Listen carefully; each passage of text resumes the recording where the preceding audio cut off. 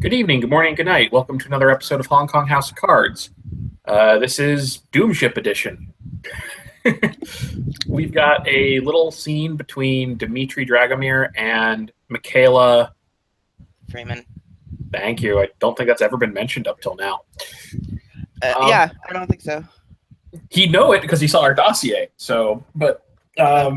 Anyways, from what I understand, Michaela probably stayed up a while after her encounter last night, all of her rough awakenings, shall we say. So she would have eventually probably dropped off to sleep, but probably not long ago. So it's like, probably mid-morning. He would have given her what was to him extra hours to sleep, but he doesn't realize she was up all night, so she's probably like halfway through a sleep cycle at best. Like, it's quite understandable for this to mess up your sleep cycle. Well, yeah. It's fucking traumatic. Like, God. Plus the sedatives. Well, yeah. And the drugs. And the hormones. No, just kidding.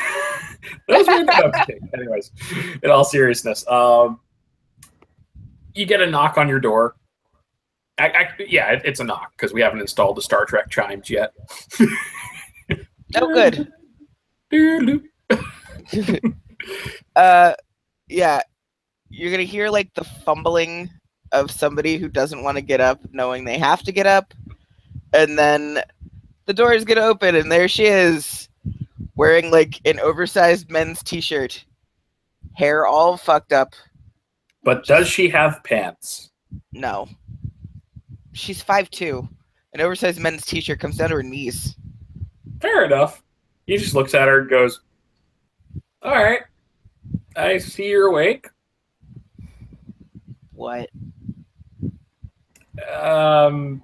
He looks like he's hesitating for a second, like, you mentioned that it might be a good time to start on lessons today. It's almost 11 o'clock. Okay. To quote The Matrix, if you didn't sleep last night, you will tonight. Guarantee it. Okay. And then he starts walking off towards what would be equivalent to the mess hall, basically, just muttering under his breath, like, really need to set up a VR program. She just kind of follows. Doesn't bother with pants. Doesn't bother with shoes. Doesn't put her glasses on. She's kind of shuffling down the hall. It's a little late for breakfast, but there might be maybe one of the technicians grabbing a snack. The technicians are two guys. I've never bothered describing or naming them. I will have to do so at some point.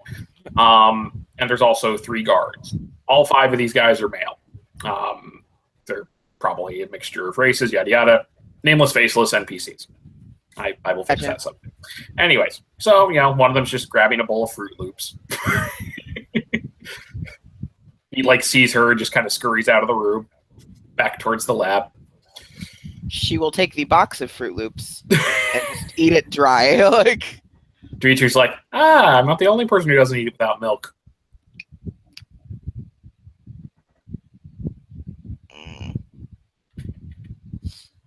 Here, this will help wake you up. He goes and gets he's got a mug of coffee that's basically been sitting on the counter, fortunately not being taken. It's marked for Michaela. And he just picks it up, offers it to her, takes the sticky note off. She sniffs at it for a second. It smells like good coffee. Mm-hmm. What's in it? He looks like, well, we've replaced caffeine with something better. I'm a biochemist. Caffeine is like child's play. She takes it nonetheless. She drinks it? Yeah, she sips at it. Boy, howdy, you're awake now. And you're stronger and you're faster. You are chipper and alert now. Huh. She probably only sipped about half of it and then just kind of sets it down.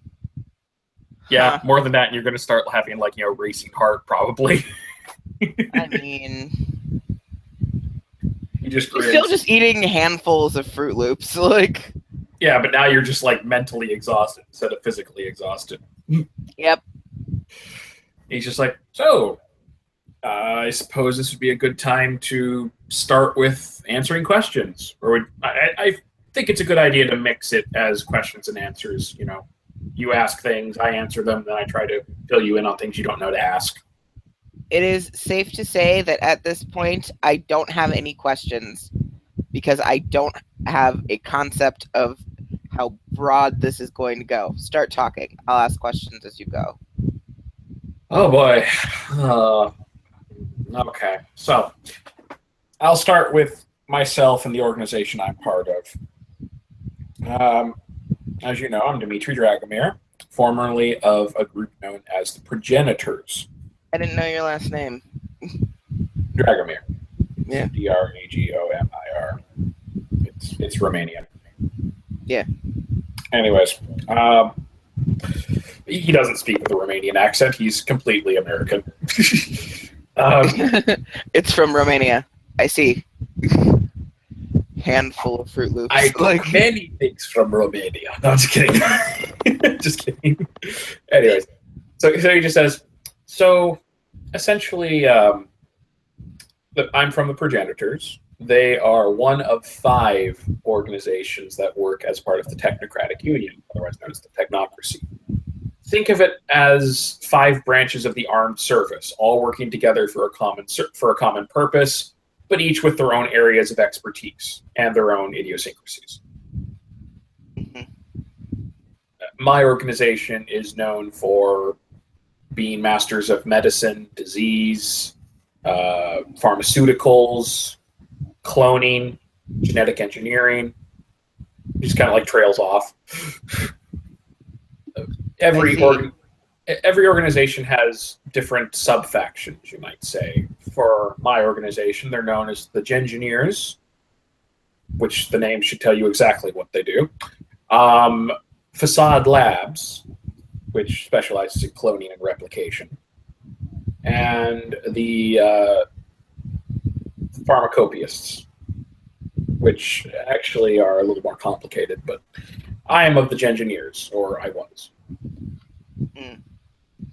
As you may have heard last night, officially I'm considered dead. So there's something in that. How does one become considered dead? What did you do?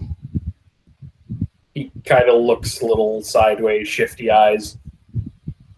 Myself and my men, and Miss Asuka and her men, managed to kill all of our escorts and took Cabal away from the Technocracy and brought them to the Traditionalists. We did a good job of it, too. They must have apparently thought that it was the Traditionalists attacking instead of us. This whole time, honestly, we've been here for several months. I thought that they were hunting us. Apparently, they think we're dead. I'm going to take that as a compliment that we did a good job. So you're glorified thieves? We designed it. It's ours. Besides, it is, but trust me, it was in Cabal's best interests. Otherwise, he would have wound up in an unpleasant situation, I'm sure. Besides, the Technocracy does enough things which are questionable. It's a long story. Suffice to say, we haven't really regretted the decision so much. No offense, you don't really strike me as a group that regrets any decision regardless of outcome. Oh no, that's there's constantly self-recriminations of we should have considered that, we should have thought of that, and so on and so forth. But that's less regret and more, hindsight is a bitch. Mm-hmm. But we do learn from our mistakes. Such as letting people see 40-foot-tall stone beasts. Yeah. Mind you, it worked out for the best. You didn't completely crack. I'm from New York. I'm durable. He's raises an eyebrow. Do they have many of those in New York? Have you never been to New York? It's been a long time. I didn't spend long there. Weird stuff happens in New York. Not that weird, but you, born and raised, you get kind of tough. I suppose. All right, so the progenitors are one. Miss Langley belongs to what's known as Iteration X. They're more roboticists, cyberneticists. They made creations like that red-eyed robotic fellow you met the other night. She is obviously interested in that. And she and I worked together to create Cabal. Cabal is both biological and mechanical. I believe he's busy decompiling right now because out of character, I'm not allowed to play him. I can make him say one or two things and Brett won't mind, but I'm not supposed to play him at length for any kind of conversation. So if I ever have to show him off to people, he's decompiling. Sorry, he's unavailable. I could show you actually if you wanted to see what his inner workings are. It's a little. He looks at her breakfast. I don't think you're weak enough of stomach to have an issue looking at it, but it's up to you. Sure. All right, he takes her down to the lab. The technicians are scurrying about, probably busy gardening a small crop of what looks like green crystals that have been potted like plants. And they have little buds of extra crystals on them. Huh. They're glowing and radiating heat. Oh, and also there's apparently a bird of some sort that's literally been potted like a plant, and it's just sitting there looking around at people. That's just precious. Why? Representative of the 40-foot stone creature you saw. Apparently he wants to keep an eye on his investment. A bird. Yes, I know. A bird for an earth elemental doesn't really make sense to me, but I don't understand magic, so... What kind of bird is it? Out of character, I don't think we actually discussed it, so assume a bird. I'm stretching on it. Okay. So he takes her towards where the tarp was. Tarp's off now. It looks like there's a big central processing unit. We're talking not like a desktop computer. We're talking this thing is like a pillar, like 8 foot tall, maybe. And it's more advanced than anything you've seen, except for possibly the inner workings of that Terminator. This thing is well into sci-fi range. And it's hooked up through cables to 5 large vats of some sort of nutrient liquid. I mean, you can probably assume it's something like that, or they're just floating in the water. Who knows? But the 5 vats are kind of opaque, and the liquid inside is also opaque. So you can't really see much inside of them, except you can see there's obviously shapes floating in them that are roughly man-sized in each of the 5. Holy shit. As I said, fusion between biological and mechanical. Are these him? You mean the shells in there? Yeah.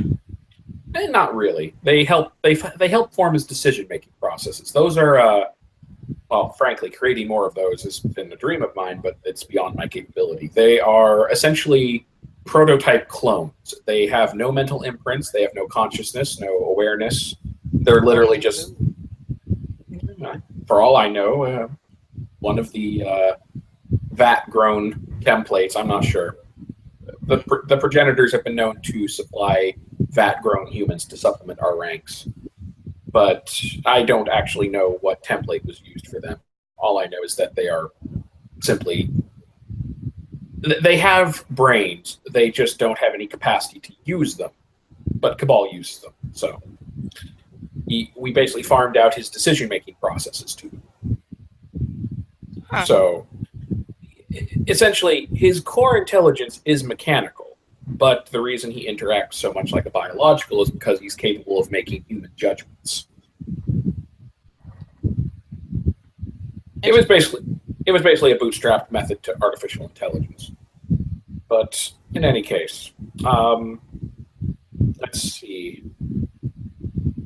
So that's an example of what we can do when we work together on that sort of thing. Iteration X, as I said, is primarily the mechanical arm. They're also the heavy hitters of the Technocratic Union. they created what you would call the Terminators, um, which are also known as hit marks. Giant androids that are basically around to kill people. Among other things, yes. There have been many models. The oldest ones still in production are the Mark Fives, which, as I mentioned, are colloquially known as the Arnold units.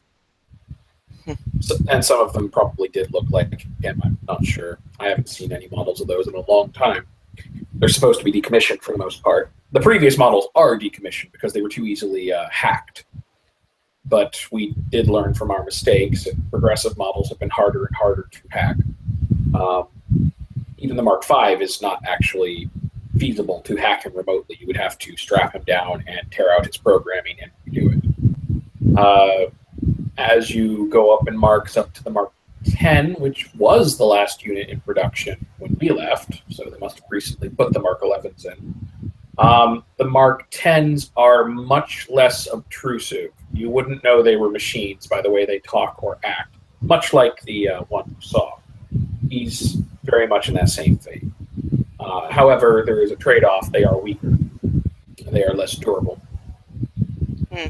Better at infiltration, though, and virtually impossible to reprogram. Let's see. By the way, what is that noise I'm hearing? It sounds like wind. Oh, it's my fan. Oh, okay. Sorry. I just noticed. I was like, oh, what's that? Okay, so let's see. The other organizations. There's the Void Engineers. They deal with extraterrestrial matters. Like aliens?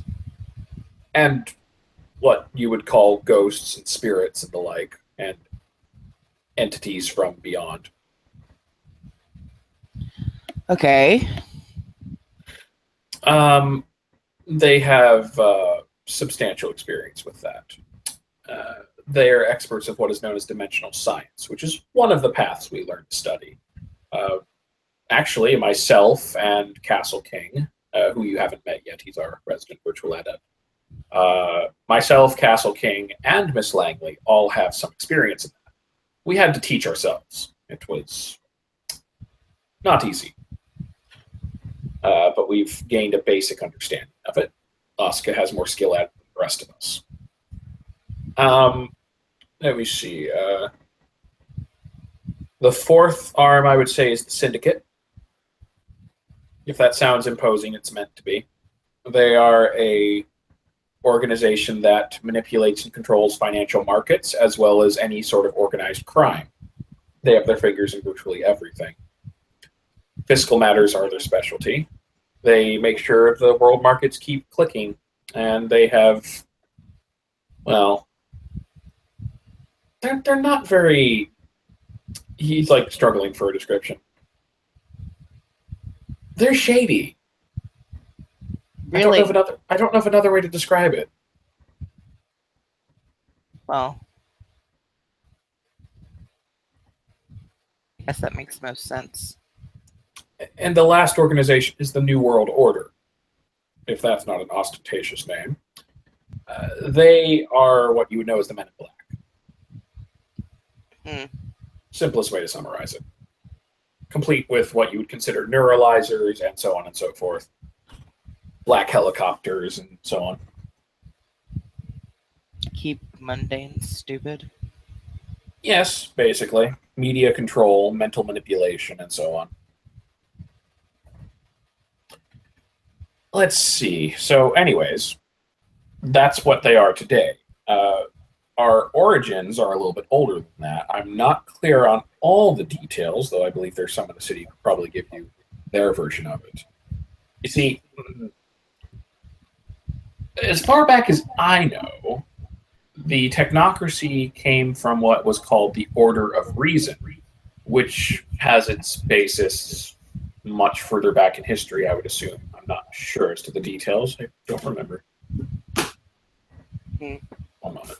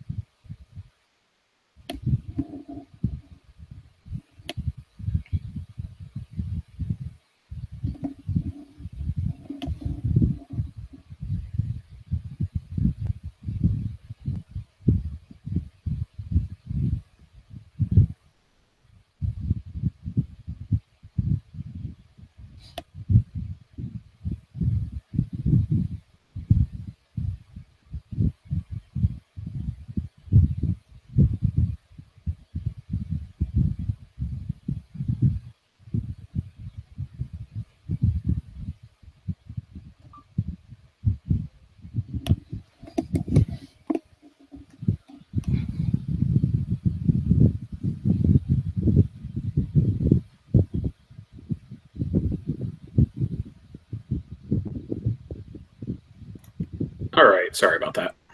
No problem. Where was I out of character? Trying to remember. Oh yeah. All right. Sorry, that kind of broke me out of character there for a bit.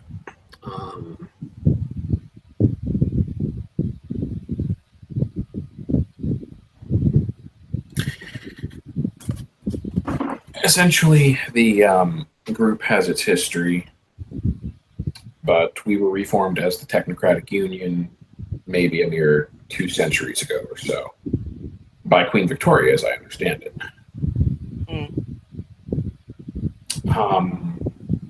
Things have changed over history, but essentially we have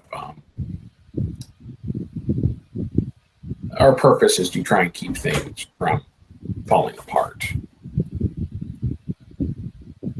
And I'd like to think we've done a decent job, but there have been unintentional drawbacks. If you were to talk to any of the other mages in the city, they would tell you that the technocracy exists to destroy free thought and to make everyone into soulless, mindless drones incapable of even the simplest emotion. That's probably, I don't think I need to tell you that's not quite the truth. It's what I have to say can be considered black, and what they have to consider is considered white. The truth is something in between. Take what I have to say with a grain of salt, if you wish. Okay. But we definitely have no interest in making people into soulless, mindless zombies. Our goal is to uplift humanity. We have a timetable for that exact purpose, but whenever people start bad-mouthing the technocracy, they never discuss the timetable. The timetable is a set rate of advancements that we are trying to give to humanity, or allow them to achieve for themselves in some cases. It's why technological progress is still a thing. We're still working on it. I mean, as you can see, we have advancements that society can't imagine. But there's a problem. You may be wondering, well, if we have all these wonderful technologies, why aren't we simply just taking them out into the world? I'm not wondering that. What would you think the reason is? People can't handle it. That's exactly right, but not for the reason you think. It's not simply a matter of people not being ready. It's more of a matter of how to describe this. We've discovered through extensive research that humanity's belief in something actually has an impact on what it is and what it is capable of. Humanity, for example, will believe in lasers now, though they didn't believe in them before. They won't believe them in the form of, say, handheld phaser or something that ludicrous, but they will believe that a industrial or military machine might be capable of it if it had sufficient power generation. We have them on our ships, after all. However, if I were to bring out a phaser, just for sake of argument, and use it, because technology is possible. If I were to use something like that, it would have issues functioning outside of a facility like this. The force of disbelief from all people around actually has an impact on its ability to function. This creates what is called paradox. It's also the reason why people like Arthur don't walk around throwing fireballs and summoning giant rock elementals. He can do that? He just gives you a shrug like, probably?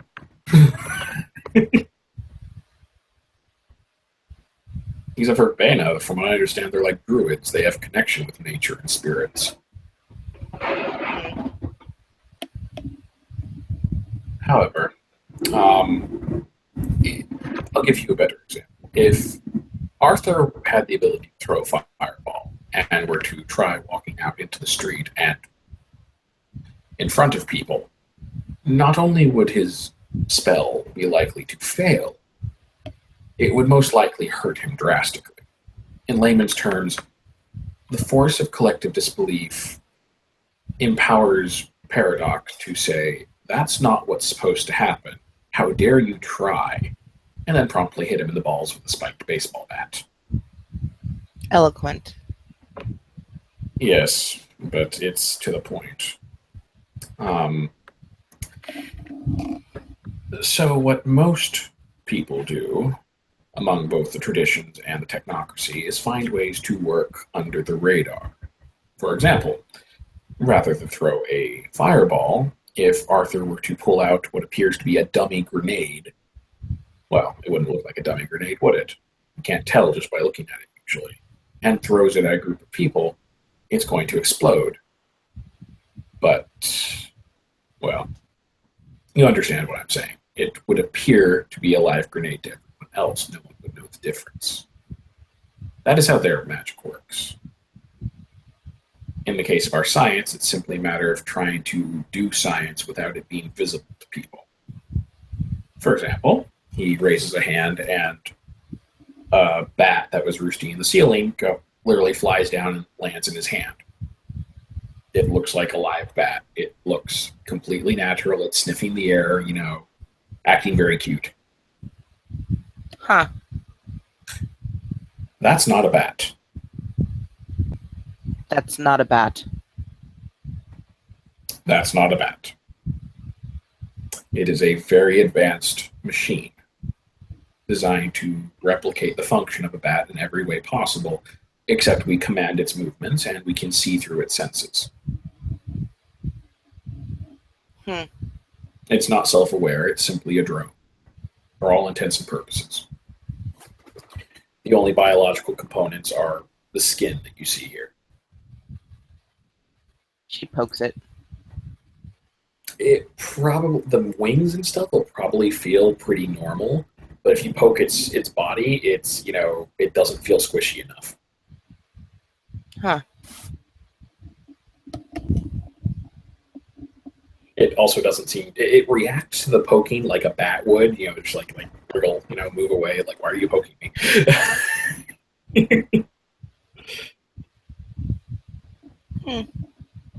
Interesting. But here's the thing, if this were to fly out and be seen by other people, they would simply believe it to be a bat. Until and unless it does something a bat is capable of doing. For example, we have a couple of models which are capable of exploding. I think you're overreacting to the loss of your van. We had these actually developed before that happened. We just haven't really gotten around to activating them. They, and honestly, that's a longer story. I'll go into that later. The people who stole the van are vampires. Very, very violent ones. Yeah, you mentioned that all the shitty fantasy is real too.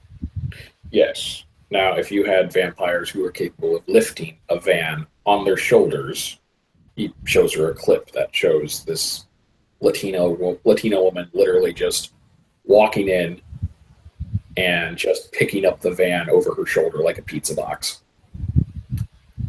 Huh. Yes. It's never too much caution when something like that is involved. I see. So, interestingly enough, other species do not seem to be affected by paradox, as you can see. Vampires seem to have no issue with it. Werewolves and the like don't seem to have any issue with it. And, changelings don't. The Fae folk, they don't have any issue showing people things. It seems to cover its tracks nicely, but they are themselves affected by technology and everything advanced. How to describe this? I don't know how you would affect them offhand, though if you're familiar with technology or science, that would actually likely make you more toxic to them. Am I familiar with technology or science? You saw my dossier, I'm assuming. Out of character, Like, what's her level of expertise in science, though? Is it like a 4 or is it just like a 2? I should have my sheet up. I'm terrible. I'm You are sorry. a horrible player. It's okay. I'm teasing. I'm the worst. It's okay. I don't have mine up. God damn. Man, I thought this was just a social scene. You tricked me. Needing my freaking. All right. Social scenes can still have dice. Yeah, I know. I'm just making excuses. Exactly. What am I looking for in my science? Yes. Is it a 4 or higher? Is all I need to know. It's a 3. Almost. Okay. He's gonna kind of make kind of you're talented, but usually it seems to take a little bit more than that. As I said, it might. The arched eyebrow she gives you is like the biggest He shrugs. Face. He shrugs helplessly. You have to be like. I could show you papers I've published, except that they weren't published publicly. They were published within a closed academic circle. Suffice to say, you have to be on the level of professorship to actually trigger this, apparently. But either way, if you have a mundane job or what have you, there are lots of things which seem to trigger them. But regardless, the changelings have an unpleasant reaction to anything regarding modern technology or society. They're what we would call bygone relics. That's the thing, though. Our organization existed primarily to protect humanity from them and to ensure that humanity was given its chance to grow without their interference. They all have their own objectives. The traditions, of which Arthur is a part, also seek ascension. The difference is they seek it for themselves. We seek it for all of humanity. Now, I'm not saying that makes them better or worse than us. It's simply a matter of priorities. Perhaps they seek ascension so that they can do better things for humanity. We simply see it better to do it all at the same time, give everyone an even playing field. That sounds like a terrible idea. People are horrible. Why would you want them all in an even playing field? We're a long ways away from any of that actually happening. It's part of the timetable. Trust me, far wiser minds than mine came up with that. People have been around hundreds of years and had time to examine these things. But how to put this?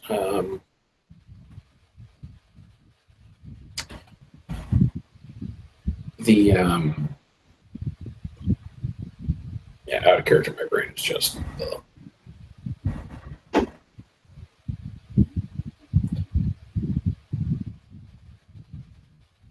My brain will work eventually, I swear.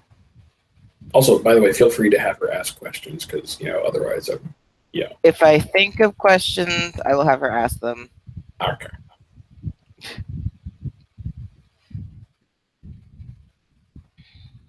All right, so the mages have their priorities. They have their own ideologies. There are 9 groups of them, just like there are 5 groups among the technocracy. Except ours are more tightly bound than theirs are, to an extent. The vampires seem to want nothing more than to prolong their lives, amass power and wealth, and act on it. The shifters are essentially eco-terrorists. That's the easiest way to sum them up. I'm not saying they don't have reason to be, because they apparently share some sort of idyllic connection with nature. They refer to the moon as their mother. So, take that for what you will. By the way, there are apparently other were creatures, were bears, were birds, where, he just kind of trails off. The only one I've seen transformed is a were rat, other than seeing Hikaru to a crow, which, by the way, was the first time I've actually seen him do that. That confirmed to me what type he is, so to speak. But until I'd come here, I'd never heard of there being other were creatures, except in the most vague circumstances. They're apparently more rare than wolves. In any case, and the changelings, I don't even know what their goals are, except to survive, which is a tough enough goal for them. Huh. Well, if they're adverse to technology, it would be difficult nowadays. And they blame my folk for that. Well, but here's the thing. The day and age that they wish to go back to had people living to the ripe old age, as Miss Langley said, died in childhood. As opposed to your plan where everyone lives forever? No, that's living forever, I don't believe is a feasible solution. But extending the lifespan has worked marvelously. The lifespan of people now is easily more than double what it used to be, on average. Many medical threats have been eradicated, though new ones keep appearing. It's progress. In any case,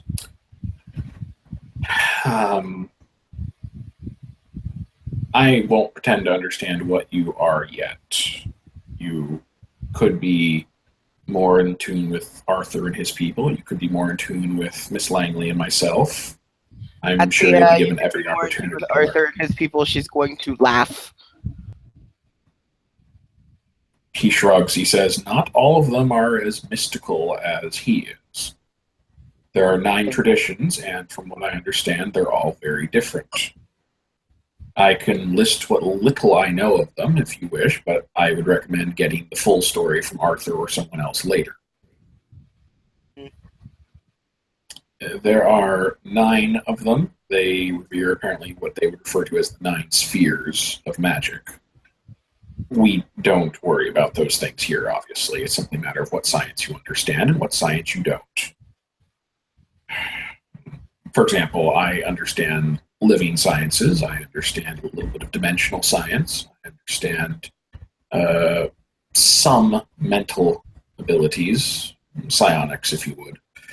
And I don't worry, I'm not capable of mind control or anything like that. At best, you would consider me a low-level empath. And only when I actually attempt to use it. It's not as simple as you would think. And I also understand some matters of physics and forces. Oh, and underlying primal quintessence and energy, which is essentially the fifth element energy that keeps the universe turning. And in any case, there are 9 spheres, according to them. Correspondence, which has to do with space, which apparently is what you manifested, according to Arthur. I don't want to think about it. I'd imagine not. That's a bit of a sensory overload, I would say. We don't have awakenings like that in our organization, but you did not have an epiphany. You had an awakening. That doesn't mean you couldn't become something like us. It simply means you had a rough start. There are more than a few people who've become, shall we say, operatives in the long term who had their origins in the traditions. Some of them came willingly, some of them were brainwashed, I'll be honest. But in any case, and they're also members of the technocracy who left and joined the traditions. We are considered to be that, even though we haven't really changed too much of our methods yet. In any case, let's see. Correspondence is practiced by one of the 2 groups you might find interesting. They're the virtual adepts. There is one currently here in the ship, but I believe he's asleep. His name is Castle King. That's his people tend to often take handles instead of names. They are masters of the internet, the digital age. That's really just anyone who spends a long amount of time on the internet, whether they're whatever you are or not, has a different name. True, but there are fundamental differences in what they do. As I said, they are mages. whereas we are scientists. But again, I would recommend getting more of that story from them. But they are one of the groups that you might fit in with if you were to consider that route. The only other technological group in their ranks would be the sons and daughters of Ether, which were, just as the virtual adepts, they used to be part of the technocracy, but they left. The virtual adepts left over some ideological differences regarding the internet. And the Sons of Ether, left because we decided not to use their concept of ether instead of vacuum, so to speak. We disproved the idea of ether, which meant that reality basically decided that the universe was not filled with a ambient energy source, but instead was full of vacuum. Bit of an oxymoron there, full of vacuum. In any case, that's the gist of it. They still hold that against us. They are... I suppose the easiest way to sum them up would be steampunk.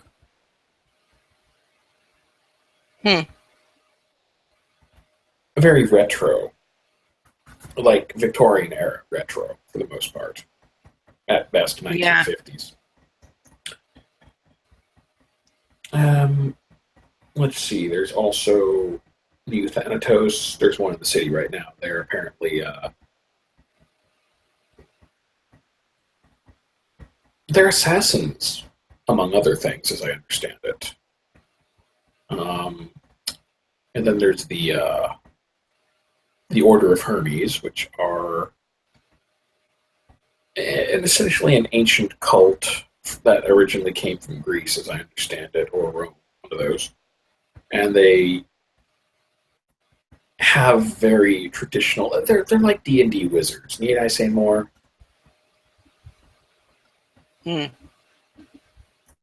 Let's see. So you have the Adepts, you have the Hermetics, you have the Thanatos, the Verbena, you have the Sons of Ether. The Akashics are Eastern monks, very disciplined. They have a mastery over mental disciplines. And then you have the Choristers, who are essentially representatives of every major religion on the planet. They apparently do things through faith and miracles and the like. And then there's the Dream Speakers. Sorry, go ahead.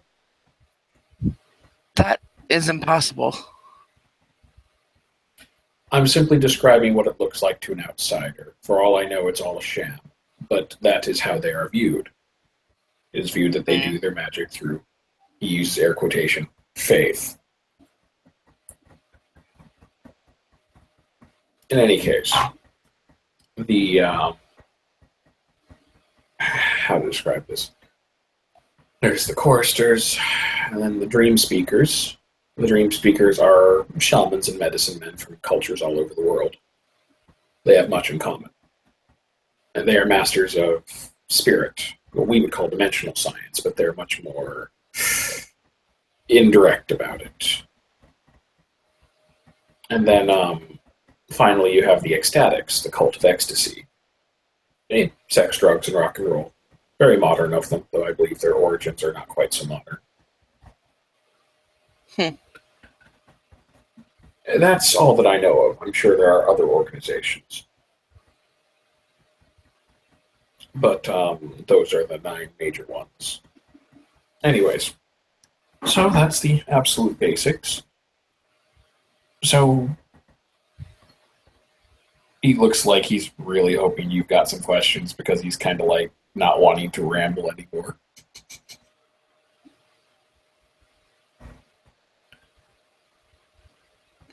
This is a lot to take in. That's quite understandable.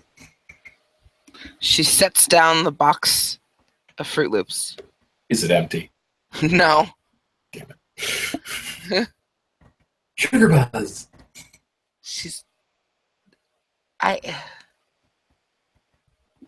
So many of these things couldn't make sense. They don't make sense. They will with time.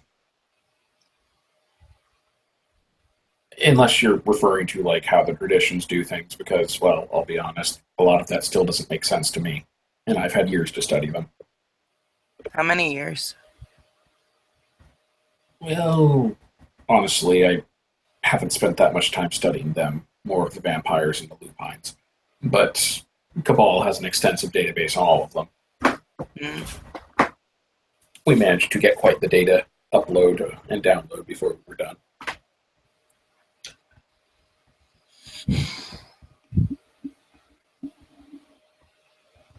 Why would you want to bring technology that could potentially do this to people?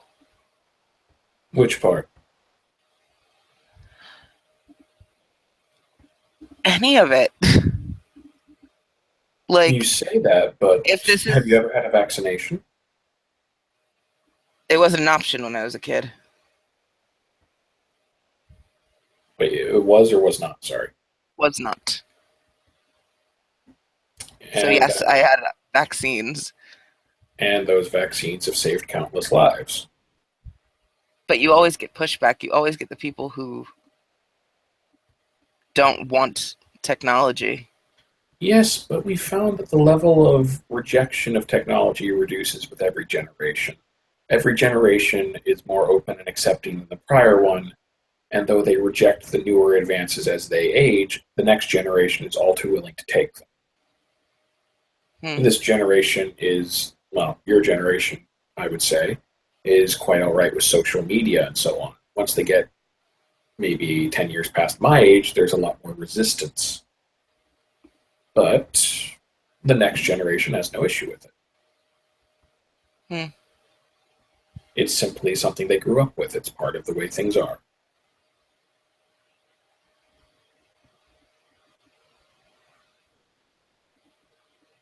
And that's not something we created, that's simply society.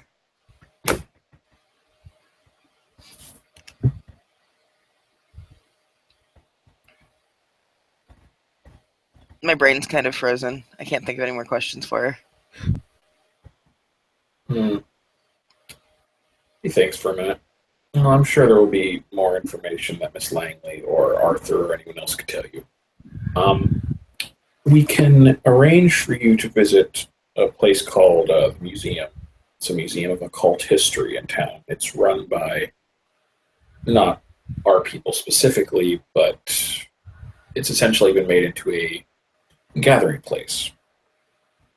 You'll want to go there with someone who has some authority, someone who has a seat on our local council, which I can explain that in a moment. Didn't she see that? I'm pretty sure that was one of the places she saw. She saw the museum. It would have had it would have looked like display cases, probably of occult artifacts and stuff. But I don't know if had she never been there before in her time in Hong Kong? Probably not. But she's probably heard of it because it was a big deal when it opened so many months ago. Yeah. Yeah. So he's obviously talking about that museum.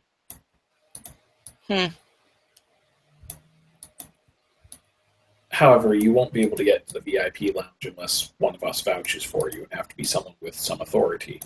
Arthur is technically the speaker of our faction, as you would call it. You see, it's a little more complicated here than it is outside. Outside, you wouldn't be expected to associate with vampires or werewolves or any of that. We're not usually on, shall we say, anything approaching speaking terms. Usually kill on sight or run the hell away and stay away. But things in this city are a little different, partially because of things the technocracy has done. For example, if you were to try leaving the city now, unless you were very lucky and found a way out, say by boat or by plane that wasn't monitored, good luck with that, by the way. If you were to simply try walking out of the city, there is a dome around the city which would incinerate you. So I'm stuck in Hong Kong? For a while, yes, until we've managed to disable the field, which has been taking an inordinate amount of time, but I believe we're actually making progress on it. Myself and Slang are here. Who put it there? Why is it there? It was placed there by the technocracy. As to why, I'm not really sure. That was above my pay grade. Apparently, it doesn't stop supernatural creatures from walking in. It only stops them from walking out. That's discerning. Like, Yes, and unfortunately, you qualify as a supernatural creature by their logic. You have, how to phrase this? The part of you that makes you different from regular people is, they would call it awake. It can't go back. It can't go back to sleep. So that makes two of us. Well, my grandmother's not going to be happy that I'm stuck in Hong Kong for the foreseeable future. I would also be very careful about communications. It's not like Hong Kong is completely cut off, but I believe things are more likely to be monitored. Don't worry, that doesn't mean you have to drop off the grid completely, but it would be wise. She's just going to be like, she's 87. She already doesn't understand anything I say. Fair enough. All right, so how to put this? So outside the city, we don't cooperate. Inside the city, we do. Mostly because of the threat the technocracy poses. Common enemy? Yes, though I believe different people have different views as to what to do. The changelings and the shifters, and I believe many of the mages, and perhaps even the vampires, would love nothing more than to simply destroy them all. Since I probably still know a fair number of people within their ranks, I would rather find a way to disable them or, find a way to do it without mass slaughter. But look at you being sentimental. It's not sentimentality. It's simply more efficient. The organization serves a purpose. Without the protection of the technocracy, the city would be far worse off, even with the things they're doing right now. The various supernaturals don't seem to understand how many threats the technocracy deals with on a daily basis that never get to them. They are unprepared. You've seen Starship Troopers. Yes. That could be an analogy to the Void Engineers. They go off and fight in their large war suits and try to protect us to make sure that the aliens don't get in. And they've done a good job of it so far, with a few exceptions. What exceptions? Out of character, I can't really think of a good, funny example. Suffice to say, there are probably some, but he's not going to be too familiar with it because he doesn't have VE lore. Elvis Presley, Michael Jackson. Jackson's an alien? Yeah, what a cover.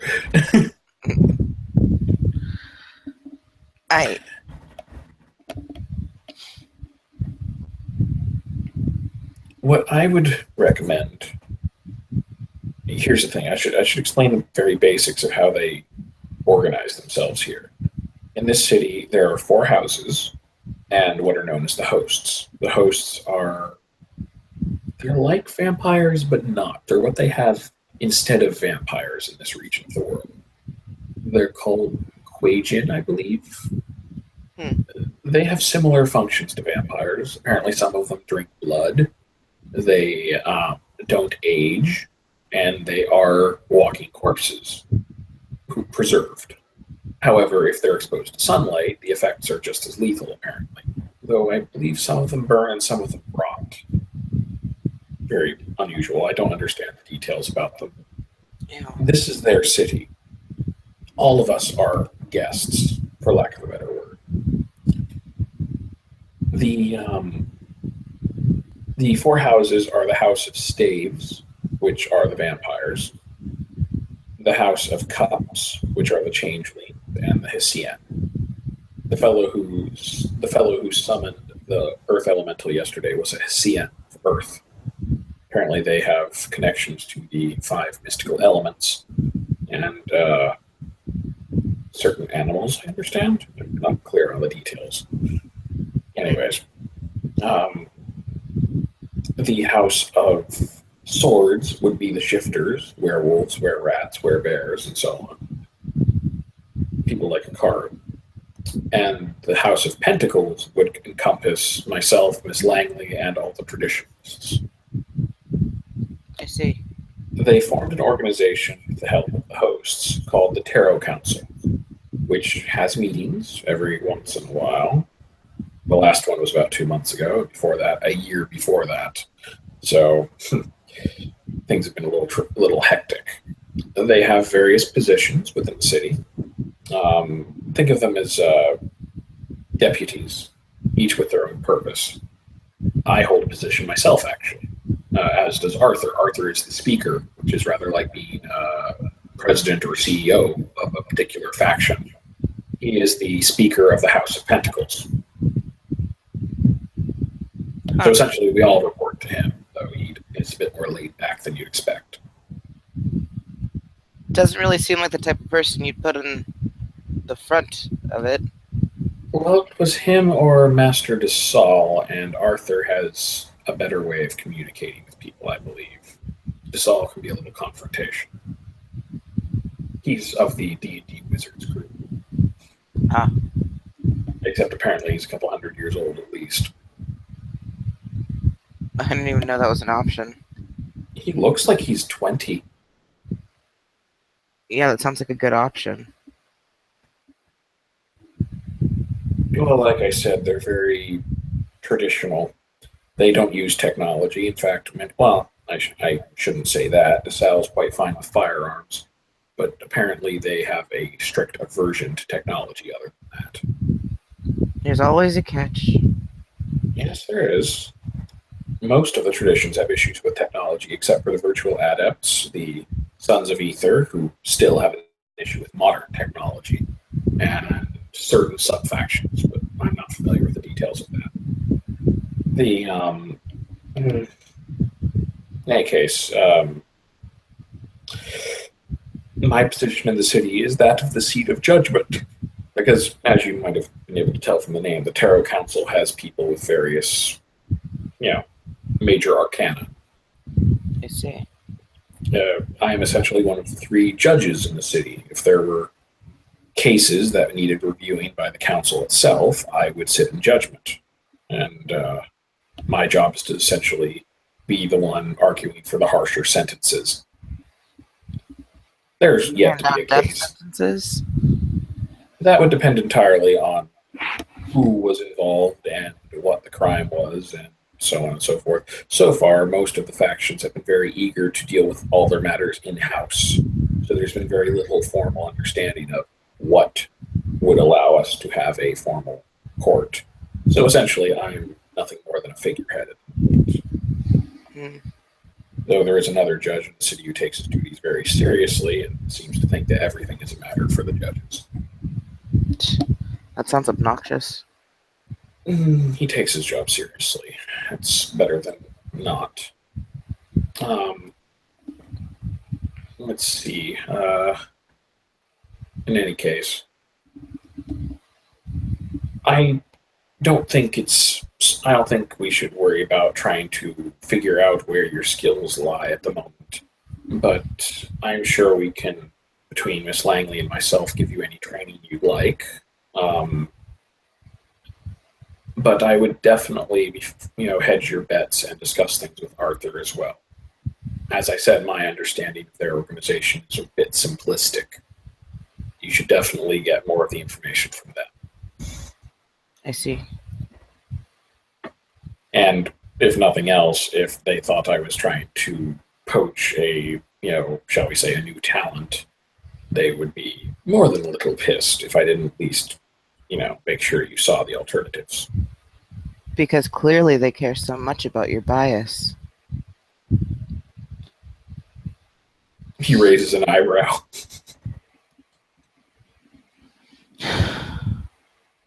All I wanted was a more interesting job, a better pay raise, and a bathtub. Well, we're still getting the bathtub. Out of character, it will never happen. You will never have the bathtub. And she will never let it die. As for the pay raise, we're a little destitute at the moment, but we have plans on how to fix that, as I explained to you when we brought you here. Beyond that, he thinks for a moment. I think a more interesting job is what you received. What? Well, which would you rather be doing? Working in a cubicle farm or working on the next T, X? I don't even think going back is an option at this point. Oh, no, it's not. Yeah. And your company worked for an organization called Pentex, which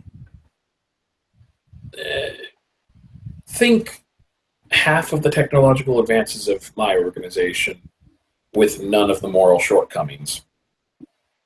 Or rather, none of the moral impediments, I should say. Great.